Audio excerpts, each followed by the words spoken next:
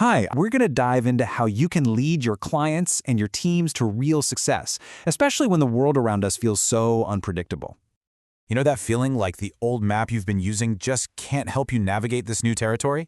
Well, if you're feeling that, you are definitely not alone. The entire landscape of sales and leadership, it's fundamentally changed. For years, we all talked about living in a VUCA world that's volatile, uncertain, complex, and ambiguous. Think of it like a sudden storm at sea. It creates this huge external uncertainty, for sure, but it's a problem you can strategize your way through. But something shifted. Now we're in what's called a Bonnie world. And the big difference here? That external uncertainty has seeped inside. It's morphed into a deep, internal anxiety. It's a much more personal kind of chaos for us and for our clients.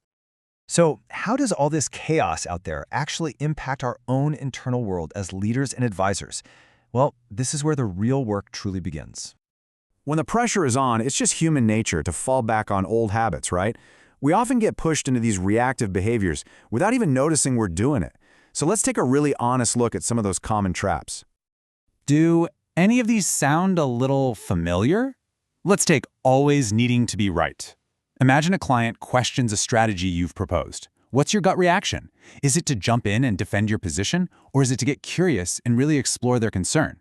See, these traps are just defense mechanisms against all that BU&I anxiety. But here's the kicker. They disconnect us from our clients and our teams at the very moment they need our authentic leadership the most.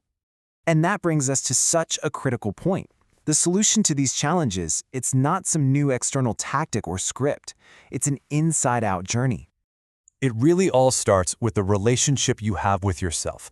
I have found, in my many years of coaching, that our outer world is almost always a mirror of our inner world.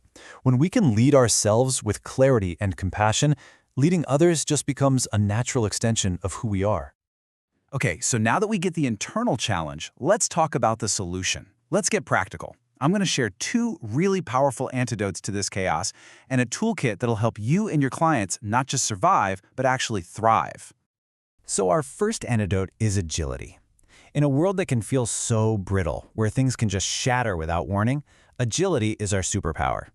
It means we stop pretending we have all the answers. Instead, we start tapping into the collective intelligence all around us. We co-create solutions with our clients, and we learn and adapt together as we go. And our second antidote, which is designed to cut through that deep anxiety of the Banny age, is empathy. Now, I want to be super clear here. This is not sympathy. It's not about feeling sorry for someone. This is true empathy, the ability to feel with your clients. That feeling is what builds the incredible trust and psychological safety they need to feel secure, especially when times are turbulent. I absolutely love this quote because it illustrates such a vital point. A coaching approach is an incredibly powerful tool, but it's not the only tool you need. A masterful leader, just like a master carpenter, has a full toolkit and knows exactly which tool to pull out for the job at hand. A masterful leader knows which hat to wear and when. Think about it. For a brand new client who's just getting started, you'll probably need to wear your mentor hat, right? Guiding them step by step. But what about that long-term client who seems stuck or unmotivated? That's your cue to put on your coach hat, to start asking those powerful questions that help them rediscover their own path forward. Knowing when to switch between these roles, well, that's the real art of leadership. So, let's see how all of this builds towards the ultimate goal of coaching-based leadership. This is really where the technique starts to transform into true artistry.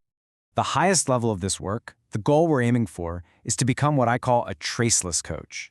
This is when the mindset and the skills of coaching are so deeply a part of you that they basically disappear. Your guidance doesn't feel like a technique anymore. It's just felt as genuine curiosity and inspiration, woven into every single conversation. Your influence becomes completely effortless and authentic. Because here's the thing.